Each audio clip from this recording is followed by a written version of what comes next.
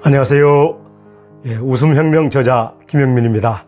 여러분 반갑습니다. 오늘 이 시간에는 연쇄살인을 부른 웃음의 비밀, 이 웃음의 비밀에 대해서 말씀드리겠습니다. 2016년경에 제가 웃음혁명이라는 책을 출간했습니다. 그 책의 서문에 이 살인사건이 아주 중요한 모티브로 기록되어 있습니다. 그 기록을 바탕으로 그 책의 저자인 제가 직접 어떤 모노드라마 형식으로 이 사건의 실체를 하나씩 파헤쳐가 보도록 하겠습니다. 그럼 오늘 영상을 시작하도록 하겠습니다.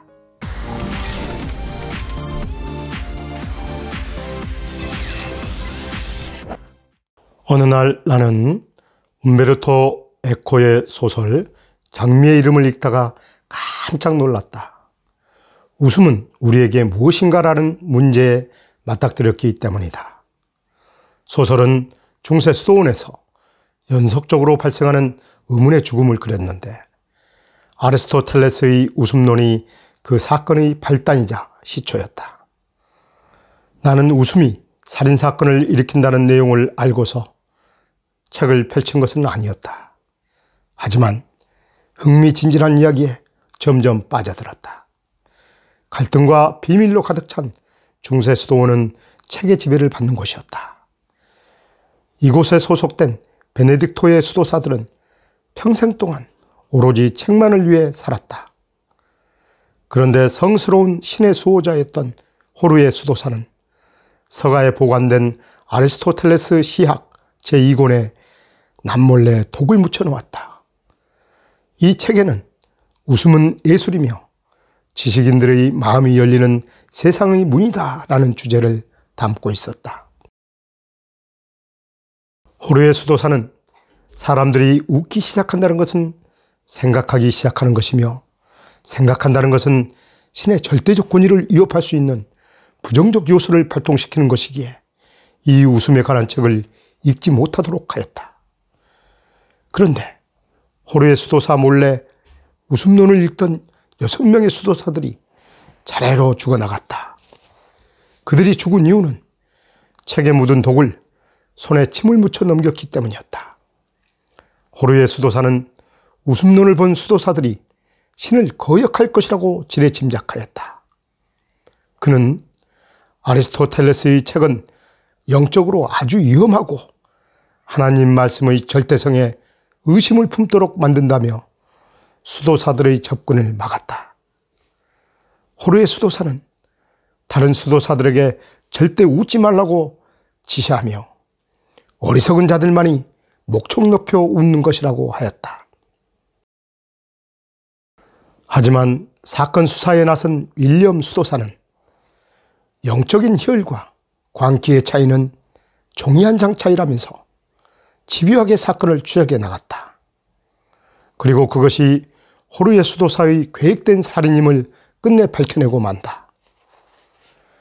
웃음이 이렇듯 금기와 위반의 이데올로기였고 아무도 웃음을 알지 못하도록 살인마저 서슴지 않았던 시대가 있었다고 생각하니 나는 정신이 혼미할 정도로 큰 충격을 받았다.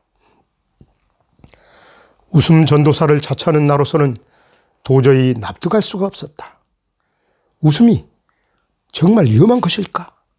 아리스토텔레스라는 위대한 철인이 이 책 한 권을 웃음에 바쳤다면 필시 웃음이라는 것이 그만큼 중요했기 때문이 아니었을까.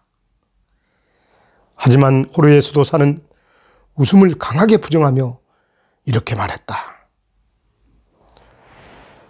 웃음은 사악한 인간들을 악마의 두려움으로부터 해방시켜요. 왜?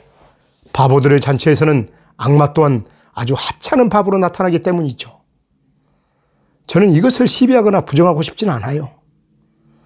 그러나 이 책을 보면 문제가 아주 심각해져요. 이 책에는 악마에 대한 두려움으로부터 자신을 해방시키는 것을 지혜라고 부르고 있어요. 사악한 인간들은 술로 목젖을 가리랑거리듯 웃어대면서 자기가 마치 주인이라도 된 듯 우쭐대며 교만을 부리죠. 전 이런 사악한 무리들을 신성한 신의 이름으로 응징한 것뿐이에요. 이처럼 호르의 수도사는 자신의 범죄를 정당하기 위한 궤변을 끝까지 굽히지 않았다. 아, 나는 이래서 유럽의 중세를 암흑시대라고 불렀구나 하는 생각이 들었다.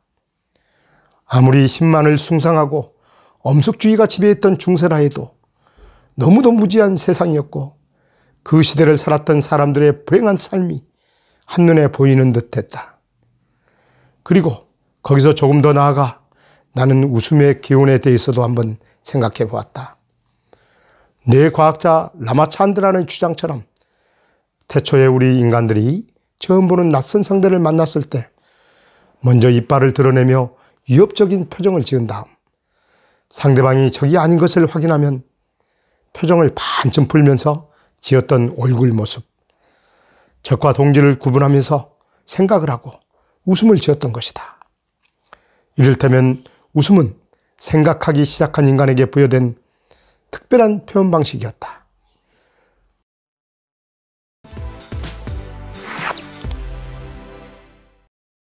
여러분 어떻게 재밌게 잘 들으셨는지요?